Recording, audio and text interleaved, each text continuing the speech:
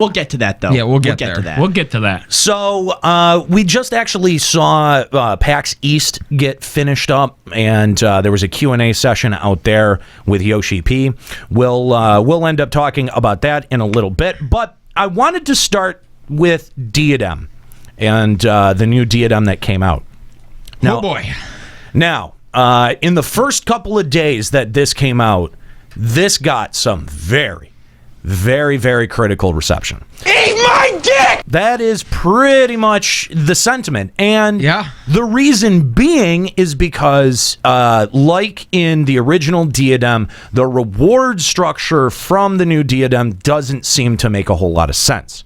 So It never did. It never did, and it still continues not to. And I think that a large part of the criticism of the original Diadem is that the loot system didn't make sense and that it didn't fit very well within the loot structure. And instead of trying to address that in a meaningful way, Square Enix went in and put in 280 weapon rewards from some of the emergency missions in New Diadem. We'll talk about the structure of New Diadem in a second, but I want to start with the 280 weapons and why there was such a visceral reaction to this when it first came out. Because you would see pages upon pages of Facebook conversations. When you went to Reddit, you saw this sentiment a lot. Oh, yeah. The community seemed to be split almost right down the middle, with half the community saying like, "Oh, this isn't that bad." When you look at, everything that you probably are going to have to do to get them and how rare they're going to be, getting a usable one, right? Yeah, that it's not going to be as easy as people are thinking. And there is a little bit of truth to that. There is some degree of truth to that. But I think the main concern that most everyone had, and most anyone that's been playing for an extended period of time and working on an animal weapon or working on raiding, is that a 280 weapon, just by virtue of the base damage increase alone, makes a 275 weapon nearly worthless. It doesn't. The stats, the secondary stats on that weapon have to be so extremely phenomenal to outweigh the base damage increase of even a shitty secondary stat weapon. I don't know. If I got an accuracy parry weapon, I would not use it over 275. Sorry. But at the same time, like when you think about like when you're leveling up, each time you level up to your next weapon, it isn't a big, it's 1 or 2 base damage increase, and it's a humongous difference in the damage that you put out. It really, really is. You see that difference. Like, your DPS numbers, I think, would be higher objectively just with that base damage increase. That's it. But if you have a full crit det weapon and then go to an accuracy parry weapon, I don't think that would be true, honestly. That's what I'm saying, though, is that the secondary stats on that weapon would have to be so extremely good to outweigh the base damage increase that, you're only at that point talking about raid weapons and, and animal weapons. And if those are the two weapon classifications that you're talking about when you talk about a 280 weapon coming in and outclassing everything else, like, those are the ones that people have been putting tons of time and effort into, only to see it like, oh, I can just go do this other thing. Like, and granted, people saw it and reacted before they really understood how much effort getting a 280 weapon really was going to be. And so, but at the same time, there's already people who have gotten their 280 weapon. Someone in chat says that they have 2 already. How much is this person playing? Well, and that's to get 2. That's the thing. Like, is it you have 2? Are either of them usable? Are either of them worth using over your 275? That's what I'd be curious about. Yeah, I think that there is some pretty serious concern. So I want to talk to the 2 raiders in the room, because I don't have much experience, but everyone what's your just last week. Everyone just latched onto that statement that I haven't been logging on much, and thought that they were exposing me. Yeah, big mystery, big mystery revealed. Right, like I'm an internet detective. They acted like they acted. Why didn't you just hit your drop? What? You just said your drop. I don't think that's a drop. That's not a drop? That's not a drop. What Why the fuck? Why does that sound so familiar then? What the fuck are you talking about? That's me sounding like Reddit, so maybe you got it from there. Yeah. I thought it was a drop. No, you're dumb. Hey, we're not talking about me. We're talking about you being exposed for not playing the game you're podcasting about. Don't try to Daffy Duck me. Rejected. But yeah, like if I say it on the show, it comes out of my mouth. I know what I'm saying. Like I don't. Lots of things come into his mouth. I'm just like, right, Daddy? You're not exposing Daddy? anything. You're not Daddy? like people acted like shut the fuck Daddy? up. Like I'm not sitting here in front of your mic volume. He can do whatever he You wants. fucking idiot. You're easily as dumb as all of those stupid YouTube motherfuckers who think that they get one up on me by going, "Oh, but you haven't been playing." Yeah, I know. I said that, dipshit. Oh, why you so angry? I'm not angry. So sass in that voice. I'm not angry. I find it really hilarious. Find it really, really funny. Like you got served in like a really super unaware way. Anyway. Thanks for that. Great addition. I'm glad that went somewhere. I had a point that I was working towards until every single one of you derailed me. Yeah, Scalia, you dick. Thanks a lot, Nike. You're welcome. You're a bitch. I want to put it to the two Raiders on the crew. And if I have to mute the rest of your microphones, I will. God damn it, children. Nika, I'll start with you. How much did this impact your motivation for continuing to raid?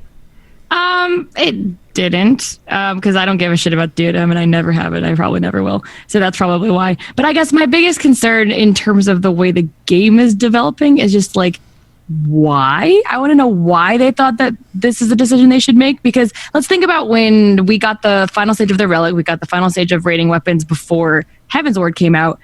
These weapons were good until like level 55 or so, when the dungeons and all that kind of stuff and the storyline started giving you better weapons. Like you could use these halfway through leveling in the next expansion. So, we literally just got the last stage of the Relic last patch, like a week ago, right? 2 weeks ago? Yeah. I just want to know why they thought that they should outclass them so quickly when last time they let us use them halfway through the expansion and at least feel like our work was worth it. Well, I think the point was to try to funnel as many people, Raiders included, into Diadem. Because if you put a 270 weapon in there, everyone who's raiding or working on an anima looks at that and goes, why? What's the point of that? And there is some truth to that. So I from a certain point of view, I understand. Why not make them 275 and make them horizontal? I agree. Amen. That's See, that's where I would have gone, especially with the randomized secondary. You would have had a chance, and granted, that's a minuscule chance, but you would have had a chance at some really bomb-ass secondary stats versus what is on either your anima or your raid weapon. Especially for people who aren't doing relic weapons for every single job that they have. Like, I would go in there, because right now, my monk is still using the Sophia weapon. I would totally go in there for a 275 monk weapon, but now I'm like, So what's preventing you from going in there, Nika? I just don't like the Diadem structure. Have you done it? Like, did you do since the new Diadem? Have you actually gone in and done it? Not yet. I plan on it. Okay, I was just curious. I just don't like the way that Diadem is, personally. You don't like? Well, it's different now, Nika. It's different. But from everyone that's it's not telling me better. It's not different enough or better enough to make anyone care. Easier now. Escalia, so you're also raiding, and Yeah. you've done Diadem too. Yep. And I think when this came out, you had a very different reaction than Nika did. I fucking hated this. I was really, really upset. And just from the perspective of now, if I want my best possible, best in slot weapon, I should focus my attention away from raiding and into Diadem. It is incredibly unlikely to get, and I'm glad that it's incredibly unlikely to get. But if my focus is to be best in slot Dragoon, I should shift my focus over to Diadem because I don't need a 275 weapon to be able to do Diadem. Well, it's piss But easy. you also don't need a 280 weapon in order to raid, which is the hardest content. So I Right. feel like You even though they're don't- throwing a 280 weapon in, why do we even need it? You don't. You don't. And Straight up. But my goal, but I think the goal myself and most people who do raid or play the game, like seriously, their goal is to eventually hit best in slot. Like that's kind of that end goal that you have. I mean, as well as 14 provides an end goal, and now to do so, the game has basically told me your goal is now in Diadem. That is what you want. And I look at it like this is 1 week after I came on the air and said raiding is all that's keeping me interested in Final Fantasy 14. Yeah, I mean, it felt like a huge kick in the dick. I mean, think about it. If you're raiding and you still want to go after best in slot, like you have no incentive to finish out your weapon, right? My anima weapon? Ooh. No, you're My raid weapon? getting any kind of raid weapon. Yeah. Really quick from the chat, Raggins is here. He said, we have 88 people in the BGFC. Some of our hardcore members have been spamming Diadem since the patch day, and we have yet to obtain a single 280 weapon. Oh, yeah. So far, we have gotten more riddles from Dragon's Area. No, it is super unlikely, and we'll go into the details of just how unlikely it is to get later on. But the point is that if you want to go best in slot, your focus is now Diadem. Right. If you don't want to go best in slot, if you want to say, hey, 275 weapon and either anima or relic, that's good enough for me, then you're fine. It doesn't matter. But if your goal is that best in slot title, you're doing Diadem. Especially if you have limited playtime. And you know which what? I think we all do. Scalia, I don't even think that Square has looked that far ahead. I don't think that's what they were thinking when they thought that. All they had in their head was, all right, let's see, last expansion in the downtime, people were like, oh shit, there's nothing to do. We need something to do in the downtime. Now you have something to do. Between now and Stormblood launch, you should be in Diadem trying to get that best weapon. That's literally all I see when I look at Diadem as a whole, is something with an extremely low drop rate, extremely randomized, and go there and get it, because it's probably going to take you 3 months to get it, if you even do. Right. And I mean, like, yeah, sure, there still also is, like, the body piece out of A12S, but a lot of builds, the upgraded tome gear is better. So it's like not every job needs the body piece out of there. That's true. Most of the builds I see for Dragoon rock the upgraded Shire gear. But then the question that Nika brought up is also, I think, extremely valid. Why? What's the point? Why have it? Like, what? Are you getting your I-280 weapon to get into raiding? Like, No, why? you're What's fine the on a point? You're 270 done. weapon Yeah, or you're done. 260. You're pretty much done. I mean, yeah, you're like you were saying, Escalia, you're filling in bits and pieces for BIS if that's what you're going If that's your after. goal, yeah. If that's your goal, but it really does seem like, why? Yeah, I mean, I cleared Unless- A11S on Zervon Pike. Like, Right. it's not like you need a higher weapon to get up there. I mean, unless you're just trying to prep yourself for Stormblood, but these weapons are like when Stormblood hits, his weapons are going to be good for maybe a patch. Not even. They're going to be good until you finish the storyline. Tops. I don't know. I can't remember. Because the last time the gear that from the end of the first expansion was good until about level 55. All the gear 130 was the best or whatever it was until then. Right. And It got then- outclassed in the vault, right? and Which was still then- part of the main story. No, Was it got the vault? No, it wasn't. Whatever level 55 dungeon is. The one fucking before the Somal. vault. Somal. Somal, yeah. Okay. That's where they start getting outclassed. That's the one where the gear started was like 5 eye levels higher. Yeah. And so and then in the storyline, it actually, remember every so often during the story missions, they would actually give you an NQ piece of gear that was also better. Right. So exactly. So as I'm, like if I do Diadem and I get my I-280 weapon, that's going to, I don't know what I'm going to do with that until Stormblood. Stormblood hits, and then within 6 or 7 or 8 missions and a bunch of leveling, I'm going to be replacing it. Yeah.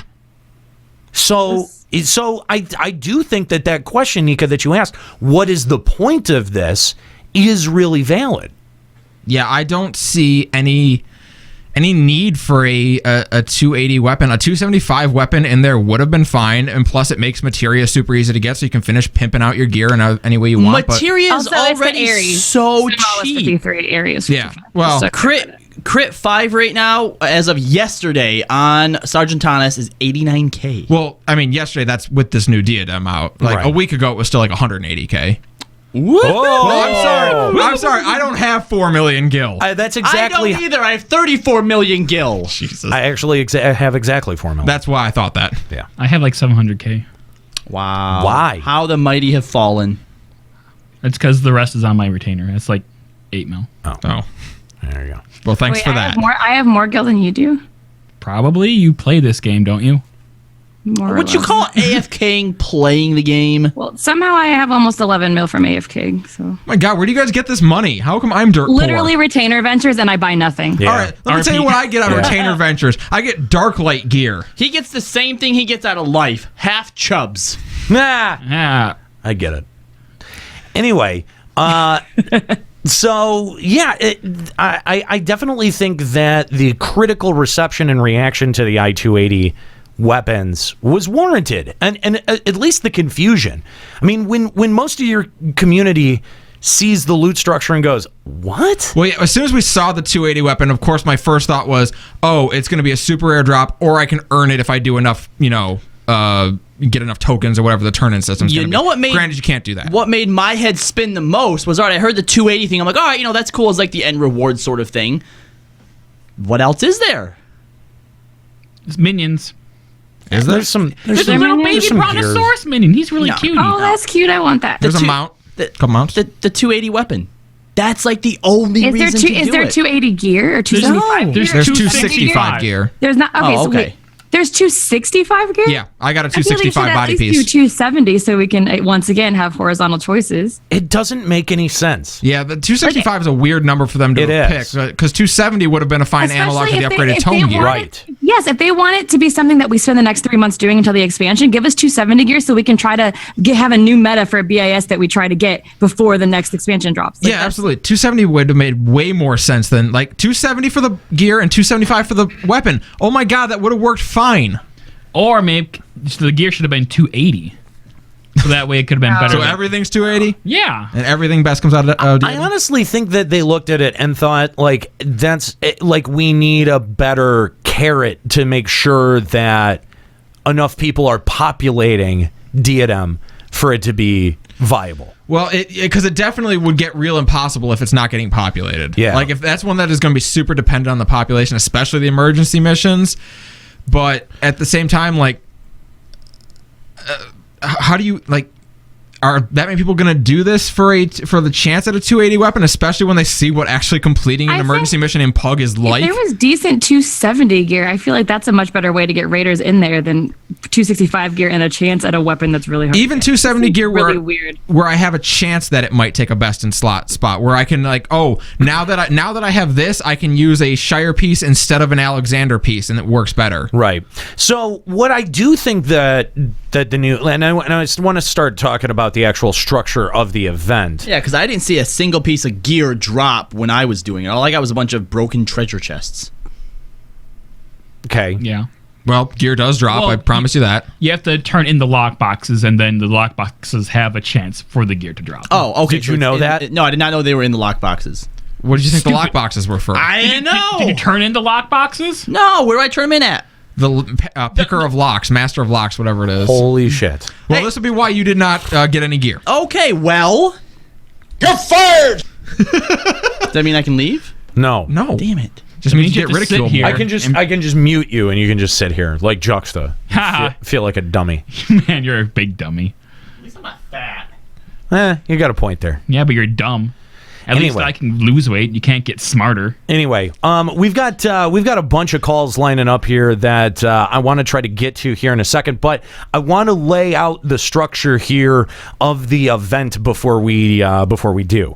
So, Escalia, I think you got the most exposure to it. Yeah, it's basically broken up now into two different sections: Trials of the Fury and Trials of the Matron, which are for your disciples of war and magic as opposed to crafters and gatherers. You enter, and basically it starts off, you're given a quest which functions similarly to a fate. You go around, you complete your quest as your primary objective, and your secondary objective is to fill up an evaluation gauge, and you complete that out by doing fates in the zone. Once you clear that, you get a reward bag that's got some scrolls and some materia in it for you, and you also get access to a ethereal gap, which sends you to another section of Diadem that you can't use mounts to get to.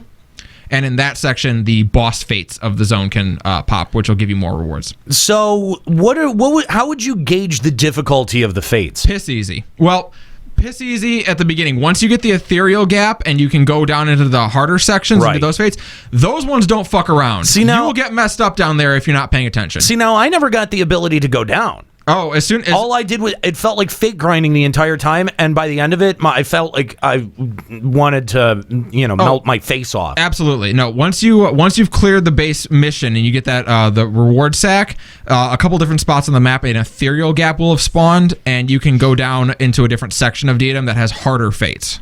Yeah, see, that's what I understand, and that those harder fates are actually a lot more interesting and can not really lend itself well to pugs. Like, you might actually need some real strategy there. My group died a few times doing those, definitely. And yeah, also that's where the boss fates will spawn down in those areas, and because you can't just mount through there, you will have to actually fight your way to the boss a lot of the time. Not all the fates down there are like that either. Not all the fates down there are like that. One of them was still just hey, kill these elementals and give the House Hollenart guy the cores. Okay, I'm not going to say that they're all like super crazy, but they are definitely a step up in difficulty. Yeah. And like our first group that was in there, you pull a couple extra mobs or you make a mistake, you can wipe. Yeah, and I had to say that I actually do like the idea of differentiating two parts of the zones and having to, do certain triggers or objectives to be able to go to that second part of the zone. I mean, it does feel a little bit like the maps down into the Aquapolis. The Aquapolis? Sort of thing. And I like that kind of aspect. The fact that I went in there and didn't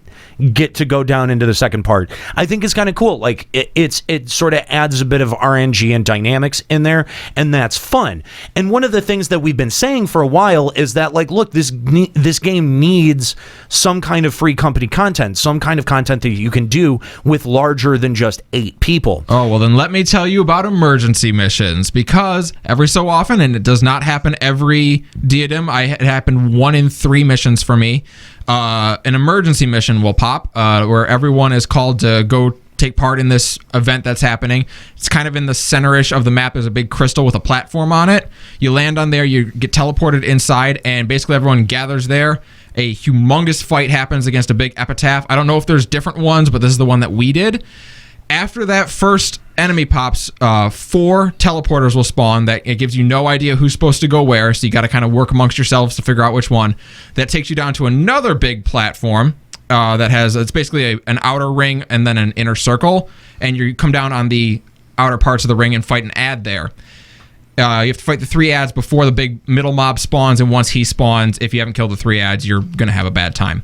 The interesting bit about this fight is that the enemies do not reset.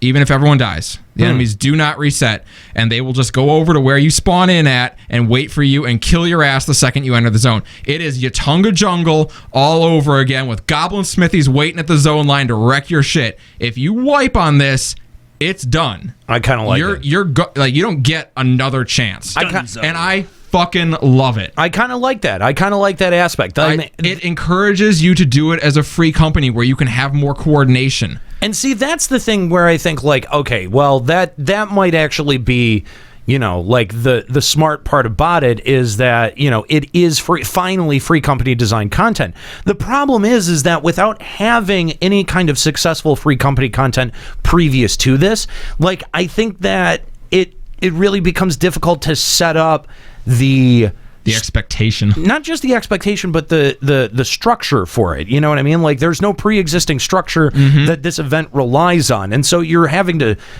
come up with a whole new, meta for this. And doing it in maybe meta is not the right word, but you know what I mean? Like, you've got to come up with a whole new structure for this sort of thing.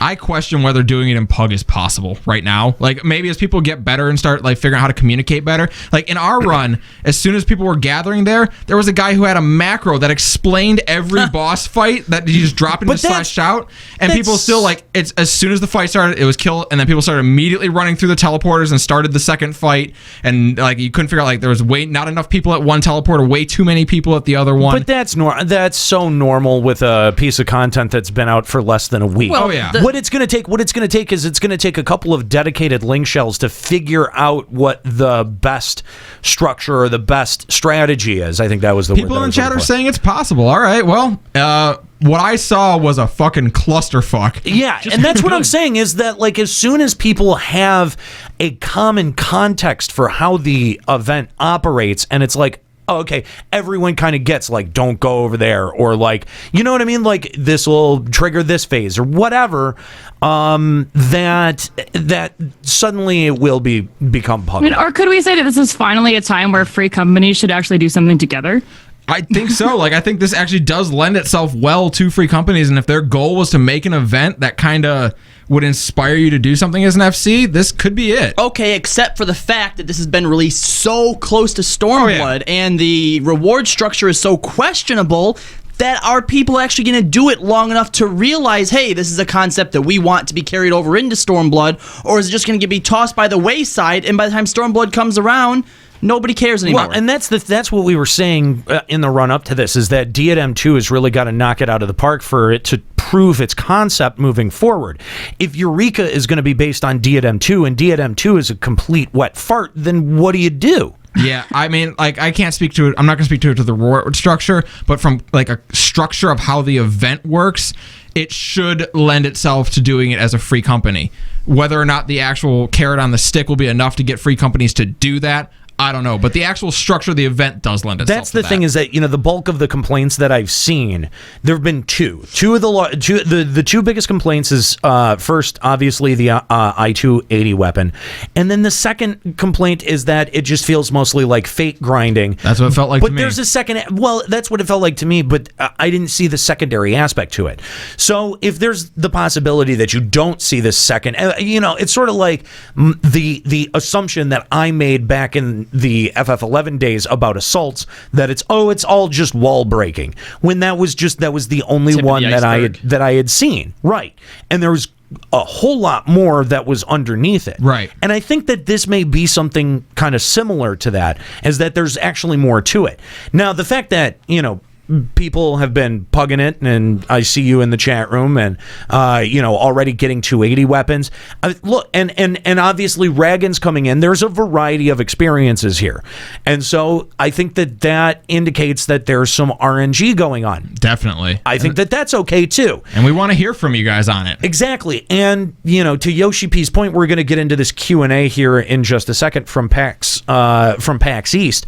But to Yoshi P's point that he led off with, telling the community to relax about it, I think that there is at least some kind of wisdom in that there is, you know, there are some RNG dependent things that are going on here, and just because you hear about someone anecdotally getting a good weapon or a couple of good weapons does not mean that it's a foregone conclusion for everyone walking into the event.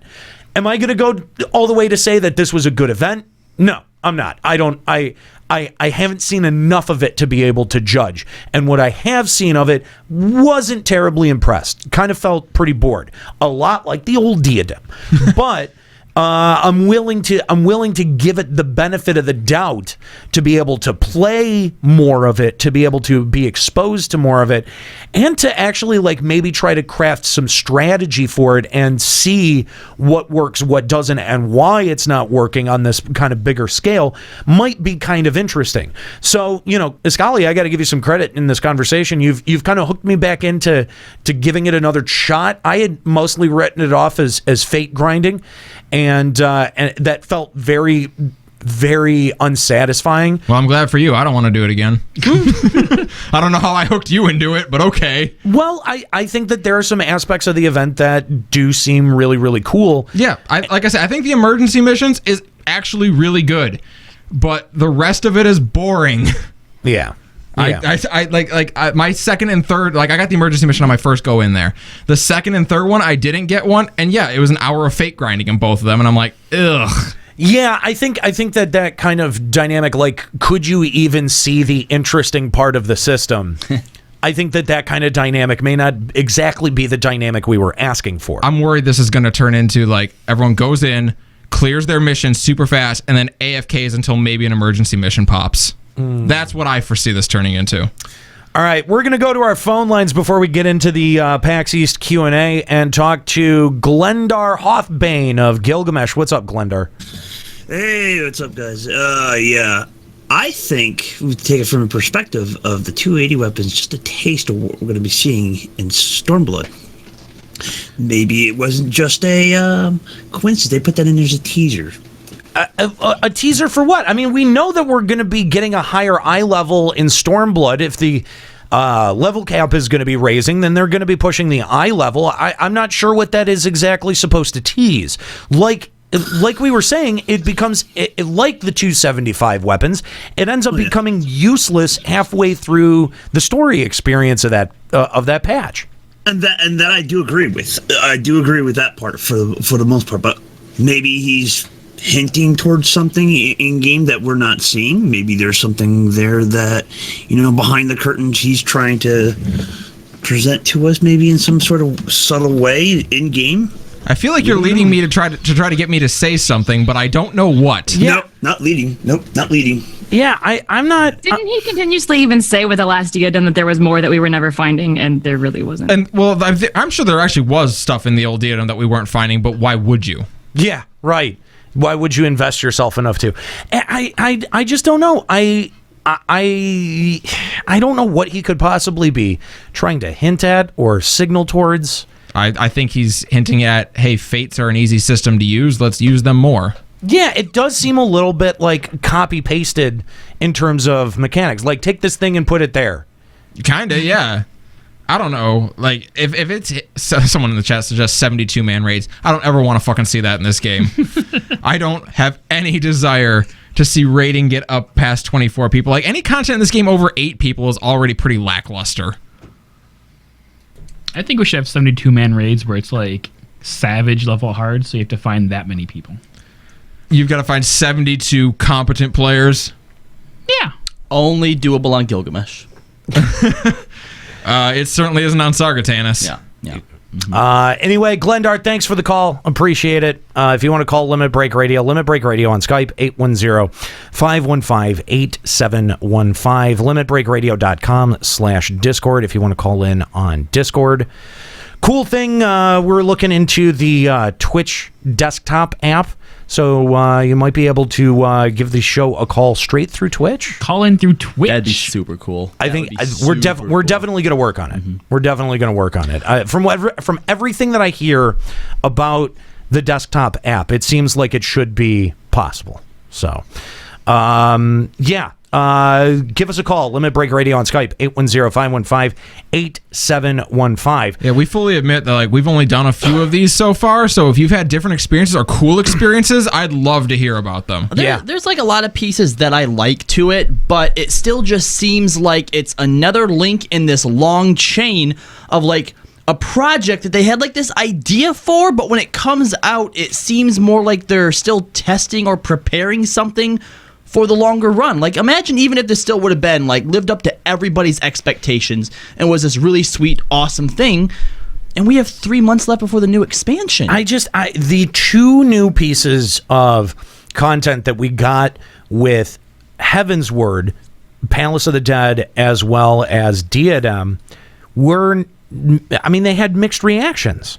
That does not. I don't think that bodes terribly well. Now, granted, Palace of the Dead especially, as far as the mechanics and the actual structure of the event goes, they were fun. But Palace of the Dead, just like Diadem, the only reward was a weapon. Right. That was the only reason to do it. And yeah, you can be but you can get pets and mounts and get money stuff, little glamoury thing. That's not why people really want to play the game. They want to be able to get awesome looking gear and stuff like that. And honestly, I think that's what it ends up coming down to for me in a lot of these cases. Is it always comes back around to how they do their reward structure. Yeah. From day one, A Realm Reborn, it's always been the same.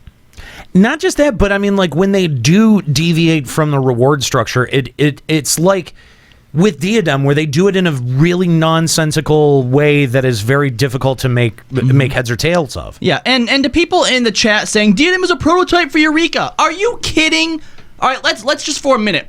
It could be true, but let's for a minute assume that is correct. Are you saying that you are okay with your game developer giving you a prototype for an event, then an upgraded prototype for an event that's not coming to the next? That's not how you fucking make a game. Just test prototypes over and over and over again. Well, we know that are delayed on top of each other. We know that Square Enix's quality testing process for 14 content is mostly internal. It mostly relies on the development staff being able to do it with either, like in God mode or whatever it is. You know what I mean? Like, they test it internally. And I think that, Palace of the Dead was good. I think that they did a nice job with that. They did. I enjoyed Palace of the Dead quite a lot. Yeah, a lot of people did. But specifically for something like a Diadem, this is why you need a test realm. Yeah. This is why you need a test realm. Yeah, that would just be something that would go a long, long way towards, like, even then if an event's bad or if something doesn't work out, they can kind of, like, you have that buffer of, like, well, it was on the test realm. Why weren't you guys talking to us about this? Right. Like, you almost buy yourself that bit of credit by having a test realm where it's like the onus comes back on us as players. Yeah, definitely. Let's go back to our phone line. C. Huvak of Sergeant Tanis. What's up, dude? Hey, what's up, Aniro? Thank you for having me on. Big fan of the show. So let's get started. My thoughts on Diadem, or Diadem, as I like to put it. So what the fuck, Square Enix? 280 weapons? Okay, so I sent a letter to you guys. I don't know if you're going to read it on the air or what, or eviscerate it. But I did, my initial thoughts on the 280 was both the weapon, and I had assumed in the beginning it was going to be equipment, so I would stand corrected on that. But what the fuck, 280? Seriously, we just got the relic weapon. What was it, like a couple of days ago? Yeah, 275. Like? 275 had just been introduced, like not even that long ago. Just like fucking yesterday, Right. I just like took a shit and I just got it a couple of days ago. Whatever, right? So it's like, what happened, Yoshi? And the way it was is just. The entire direction of where Square Enix is going is actually making me have second thoughts on continuing my sub all the way until Stormblood. Well, let's not act like this is the... Go ahead, keep going. Oh, I'm sorry. Oh, because, like, let's take, for example, the debacle of Proto Ultima, how they shoehorned it into Dunscape. I won't go into great detail, but we already talked about that. Mm-hmm. And now they're just sloppily putting fates in place of killing a bunch of fucking mobs. What? I mean, haven't we done enough fates already? Amen. And King Galaxy is also pointing out in the chat that, take note, if there hadn't been a critical glitch in Diadem, it would have come out at the same time as the 275 relic. Yeah. That's a good point. Yeah. Let's not pretend that this is the first time that they've done something like this, though. Remember when Palace of the Dead first came out? I'm pretty sure that came out. That had like the newest highest item level weapon, and then 2 weeks later, they gave us the upgrade weapon for our tome weapon at the time, which then outclassed that. But the logic is that why, if you have put in all of this effort and time and work to get one of the 275 weapons, how do you not look at this as a slap in the face for all of that groundwork? Yeah, it's a huge slap in the face, and I'll go ahead and point out Palace of the Dead. There was a streamline of progression. If you saw it from beginning all the way up until end, there was you would have to get 30/30 Aether Pool in order for you to get the super stupid bright glowy weapon, and then you turn that in, have to grind a bunch of levels in order for you to get the new more badass looking glowy weapon. Right. And there was a form of progression. Even though the freaking stats were garbage, it was still a pretty decent weapon, instead of trying to grind for Sophie or God knows Zervon sword wipes. But the point I'm trying to make is that there was a form of progression there, and then people actually went out of their way to go get it. There's a guarantee you go out to Isleshire right now, and aside from the relic weapons, the next set of glory weapons you see is Palace of the Dead. Mm-hmm. Guaranteed. Yeah. Guaranteed. Yeah. And I think there's a form of progression there. Yeah, no. It shows how Palace of the Dead actually did pretty well in engaging people and getting them to get something out of the system. And I mean, yeah, Palace of the Dead stayed well populated and popular. It still is now. It still is. Yeah, it's a really great way to level up. That's one where like SE has kind of proven their mettle on that one. Like it worked. Like I can't really take anything away from that, but Diadem, like Palace of the Dead, managed to do it without pissing everyone off. Oh, don't let me get started on the new meta of Diadem. It's now AFK in front of this fucking teleport and hope for emergency mission. Oh, good. My prediction came and a whole fucking hour. Don't even just do anything. Just go here, AFK. And go twiddle your dick for the next hour or so. Have we even been doing it long enough to know one way or the other if they are just flat out completely baseline random, or if doing fates actually has a chance to make emergency missions pop? Because that seems like it should be an inherent design. The more fates you do, the more likely... the higher the chance. Yeah, clearing clearing the boss fate gives you a chance. Yeah, that makes sense to me, right? Right. No, you see, the way I would have liked to have seen Diadem is more of a type of similar structure. However, and I hate to bring this up, though I don't know if you guys remember the old Novus books, or I think it was the Animus books for the Relic. We remember those. A book. Yeah, everyone hates them. I hate to bring it up, but there was a certain structure to it. You go out, you kill a certain amount of mobs. You go out and kill a certain amount of fates. Now, granted, there are a lot of copy pastas over in Diadem. Right. All these excitable boys, as I like to call it, you grind it. It's a completely different mob, but it's the same kind of fate. Why not have a similar structure where, I don't know, you buy whatever currency they have in there, get a book from the vendor that's in there, and you grind the fates that are on that book, and you get a set prize at the end of it. It doesn't have to be a freaking super great prize, but a prize nonetheless. And then maybe it can build towards even a greater prize. Who knows? But some sort of dynamic idea where they can put it in there would have been more welcomed than this AFK bullshit that they got going on right now. Well, that's where it may work better when it is Eureka, because they've talked about tying the anima for that phase into Eureka. So that's a good point. If you're using this system, but your reward is getting your items towards anima, that actually might work better than what we have now. That's a good point. Yeah, if Diadem had been a usable, viable game format from the get-go, they could have tied it into other systems and made it a little bit more relevant by tangential means. Right. It kind of worries me, though, that they're saying they're going to connect anima to Eureka. If this is indeed going to be the structure of Eureka. Yeah, that makes me worried. I don't want more fate grinding. Good Lord. I don't want us to now. I want to talk about the new expansion that I'm going to have to lay down money for with the idea of, oh boy, more fate grinding. No, I want new things, different things, exciting things, fun things. Yeah, it really does feel like just do fates in the sky. Kinda. And I think the thing about it that upsets me the most, and granted, I didn't get to do a lot of the boss fates, the more challenging ones, right? But you end up doing the exact same fates over and over again, and it doesn't even feel like the ones up top are challenging. They feel like doing fates out in the world, where even when you're there with your party, you get there too late and you keep getting bronzes or a silver if you're lucky.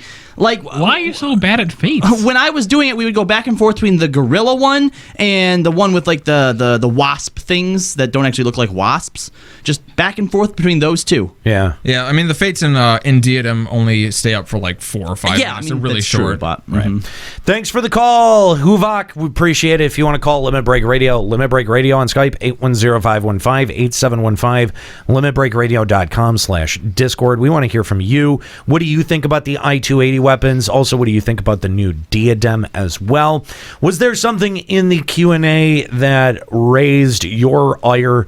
Sure that there was. There's one thing in there that Yoshi P said that's been getting a lot of traction on Facebook pages and stuff today. Male bunny outfits. Have you Can noticed, we just pretend that we just skip that? No. Have you noticed that when everyone else is mad, we don't have to get as mad? People are in the chat are like, I expected more salt than this, and it's you guys are providing it. We don't have to get mad. Yeah, exactly. You guys are on the right page. That's the thing is, I feel like I've got to be a lot more animated and angry to convince people when there's not a lot of people who are angry about something. Right. Well, I'll get more incensed if I think that it's an issue that's being ignored or that is being misunderstood by people. I think what's funny about this episode, because everyone's like, oh, they're going to be so salty and pissed, but it's we're not surprised. No. not I think that's it. There's a level of apathy in this where I'm just like, of course. I don't know about a level of apathy, but I think like, not being surprised about it at this stage in the game is is a big part of it. And like when people hear me rant on this show, I mean, they think that I want to be right a lot of the time. I don't want to be right. I want Square Enix to prove me wrong more times than I want to actually be right, because I'm cynical. I'm a cynical dick. And that means that if I'm right, that Square Enix is also cynical. And that's not what I want from the company developing the game, the MMO that I love. And so, in that regard, when people, come out and say, "Oh, you were wrong," and look how wrong you were. I've never been so happy to be wrong. Yeah. And I think that's something that people genuinely don't understand, is that, not every time I'm saying everything that I 100% believe with my heart. A lot of times it's, like either I'm being sarcastic or trying to be funny or something. Or we're trying people to actually have the discussion we need to have. That too. We don't want to do a 1 hour show.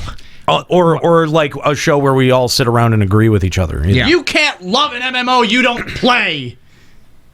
Why do you lie to me, Nate? I don't think that's true. I don't think that that's true. No, I don't think it is either. I love 11 greatly, and I don't play it anymore. Because the thing is, the way that we construct the conversations on this show, we're not necessarily talking about one-to-one experiences. A lot of times we're talking about greater concepts. We're talking about things like loot construction, loot pool construction, and horizontal, vertical progression. These things are bigger concepts than knowing the ins and outs of what the correct pulls are for Baelsar's wall. You know what I mean? Like,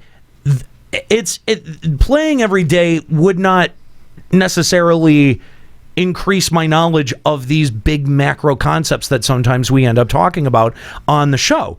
So no, I don't think that my pulling back from playing FF14 has really affected or impacted my ability to host this show, because I am still very connected. I'd love to be logging in more. I simply don't have the time to be able to allocate to playing. Yeah, and we talk about this sometimes, usually off camera, but when there's those moments where you're feeling a bit of burnout, because let's face it, we do a 3-hour show every week. You've got to pull back, dude. You've got it for your own sanity. But even when we do pull back, we're still in the host chat. We're still helping develop the program. The episode, it's like still reading like the Facebook pages and forums. There's no actual pulling back from it. Whether or not you're logging in, you're still immersed in it constantly. Yeah. And by the way, if we seem like we get bitter over some events that feel recycled, it's because we are immersed in it and we have been now for 3 years straight. Yeah, and we're there. Come on, sorry guys. And that's the thing is, like, dude. Can you honestly say that in 3 years of playing a game that you've never lost enthusiasm for it for a bit? Yeah. Or that you've wanted to play something else for a while? You know what I mean? I know or like a lot of people haven't been able to took 3 months off. Totally. I know they did. It's totally normal, but because of the expectation surrounding doing a show or doing a podcast or being an outspoken critic of the game, you end up catching this heat for, you're not as devoted. Bullshit. I've done a show about Final Fantasy MMOs for 10 fucking years. You can't sit there and tell me that I'm not devoted. I did it. I maintained my connection to a show all the way throughout 1.0. I'm sorry, that doesn't hold any weight with me. It holds zero weight with me, because you know what? The thing is I'm going to be right back in as of Stormblood, and everyone has got to be able to diversify, at least for a little bit. Yeah. And the thing is like, what the fuck do you think that I'm doing if I'm not playing 14, or if I'm working on masturbating, podcasts and radio shows and masturbating. But those are the only things that I do. Like masturbating. just go around. That worked out great. Walked right into that one. But those are the only things that I do. All I do is work, or I do stuff for Limit Break Radio or Checkpoint or Final Encounter. That's it. It's my entire life. So, sorry if I don't want to lose sleep, if I don't want to get 4 hours of sleep at night so that I can make sure that all of my fucking tomes are capped for the week. Get the fuck out of here, man. I got masturbating to do. That's right. It's important. It keeps you going sometimes. I do play regularly, and I think I've capped my tomes since the most recent tomes came out one time. Oh, thank God. I thought you were going to say you did it every week, and I was going to lose my mind. Nope, one time. Okay. You should have seen the laundry list of shit that people were rolling out on YouTube. Well, none of these guys have 1 billion gil combined between them. None of these guys have finished any of their BIS jobs. None of these guys, it's like all of the fucking shit that they laid out. It was like, dude, you have huge expectations for your entertainment then. And again, and the last part of that is like straight up, this is an entertainment show. It's always been an entertainment show. If I'm commenting as an average player of FF14, then if I'm going to be demotivated, I'm going to be demotivated. I'm going to fucking tell you. That's actually something too amongst all of our shows that we've always tried to push is we have never claimed to be the foremost on anything. We're your average dudes and That's girls. Right. That's it. Your average gamers for Final Encounter Cast. We're for Checkpoint. We're not journalists. We grew up gaming with everybody, and for this, we're just people who play. Yeah, and it's like suddenly you have a microphone, you have a show, you've been doing it for a while, and it's like there's all this expectation. Well, you need to have done this in order to be able to comment on that. And I don't actually. No. All we have to do is play Dino Tracks for 3 hours straight. Okay. And that's what. By the way, that's what you'll get. YouTube. You'll get 3 hours of Dino Tracks. Those of you out there in the chat, you don't know how close you came to today's show being 3 hours of Dino Tracks, because that conversation happened in the room while we were doing the opening. That's right. So count your blessings and your dinos. Oh my God! By the way, for YouTube this week, can we actually just upload 3 hours of Dino Tracks? Like put the podcast up normally, but for the YouTube specifically, it's just Dino Tracks. I think Dino Tracks might get upset about that, but we can ask them. It's the most coverage they've ever gotten. Come on. Oh, that poor band from Philly. All right. Let's go back to our phone lines and talk to David Crimson of Balmung. What's up? Hey, how's it going? Thanks for calling Limit Break Radio. What's going on? Nothing much. I just want to say Yoshi P is a huge-ass troll. Sure is. Can be. Like, holy... Okay, to the Q&A panel, let's talk about that for 1 second. They said the drops were so rare. I got 2. Are either of them usable? Okay, so I'm not a hardcore raider. I substitute. And you have a higher eye level than I do. I hate you. Yeah. Yeah. No, I have a pretty shitty item level. What 2 weapons did you get? I got the Dragoon Spear, and I got the Dark Knight Sword. But how? Okay. What are the secondary stats? Yeah, what are the secondary stats on them? Alright, okay, I gotta pull it up. Hang on. That's so So great. for my Dragoon Spear, I got 158 crit and 49 debt. That's good. That's pretty those good. are Not bad at all. That's my number 1 and number 2 stat. Okay. That's and- not Yeah, bad at but all. what are The the base- stat weights though? What's the base damage? It's gonna be +2 Base over. damage is physical damage. Yeah. 87 physical damage. No, wait, Ascalia, wait! You have to tell us what your current weapon has. I would still say, how many? Hang on, you said it was, because I'm even just looking at my 255 monk fists, 124 debt, 91 crit. I feel like that's still, like you said, it was how much crit was on The it? base damage increase, Nika. That's the important base thing. Yeah, it's 2 over the relic. Even if it had no secondary stats, it would probably outpace Oh, I'd love to see that part. some certain 275. This is where I really would like to know the math. Like, is 2 base damage really better than like 60 more crit? Like, I don't know if that's holy actually shit! true. I think 2 base damage for I think Dragoon. Like That outclasses 14 strength one base damage outclasses 14 strength. If I'm Right, but we're not looking mistaken. at secondary stats and the weight of debt. Okay, it's damaging your first main stat. primary stats. I'm talking about strength, Nika. So if it's outclassing primary stats, why do you think the secondary stats are going to be better? So, someone who's also happens to be in studio, please go ahead and check my character and see what eye level or what my weapon is. And you'll see why I'm pissed. All right, so what are the secondary stats on the Dark Knight sword? Oh boy, okay, it has like one more than the Dragoon, but here, let's pull that up real fast. It has 106 parry, 58 accuracy, and 104 critical hit. Oh, okay.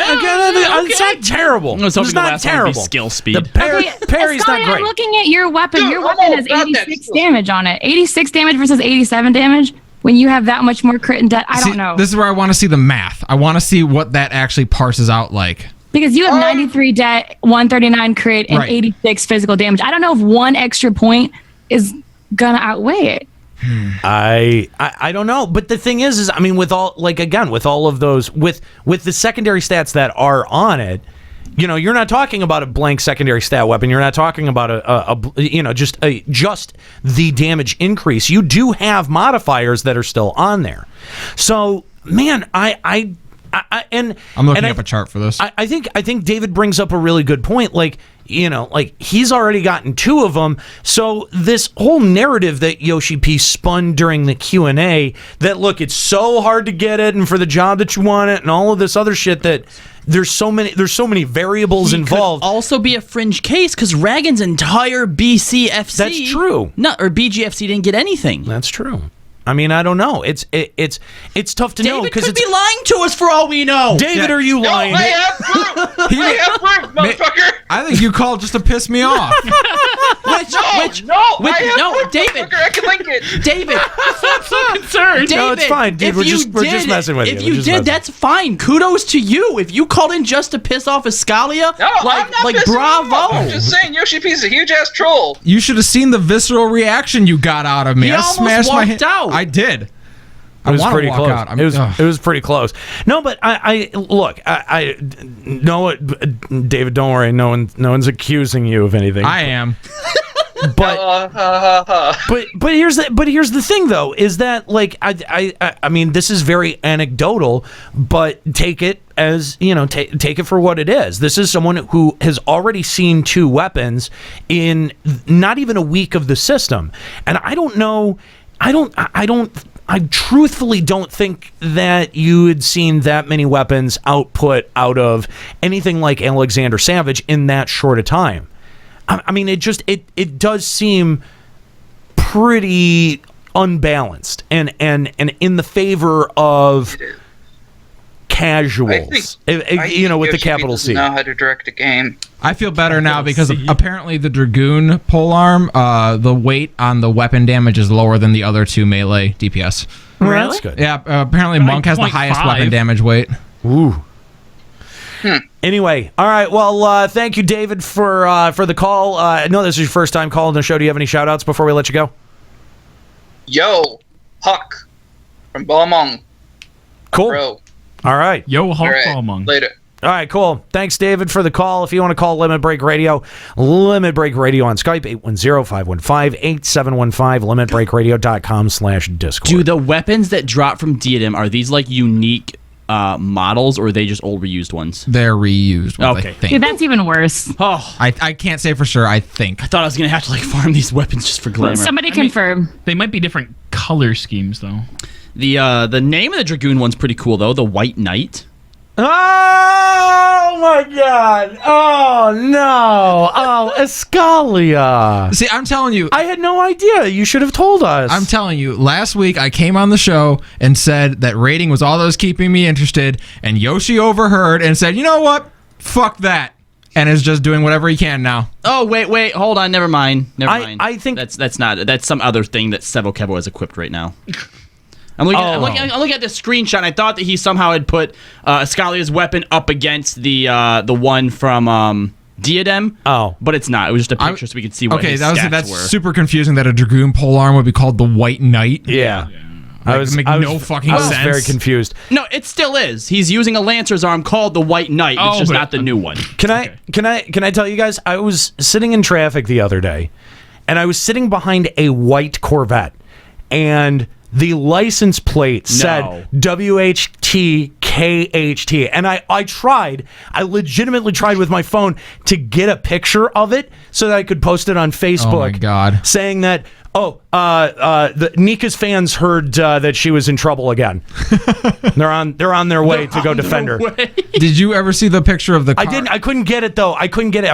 It was blurry with every picture. It's a Lotus, and it's just like this charcoal black. I have Lotus. seen It says add 3 mana for the license plate. I have seen that. That's so good. So clever. That's funny. Anyway, if you want to call the show, Limit Break Radio on Skype, 810-515-8715, limitbreakradio.com/Discord.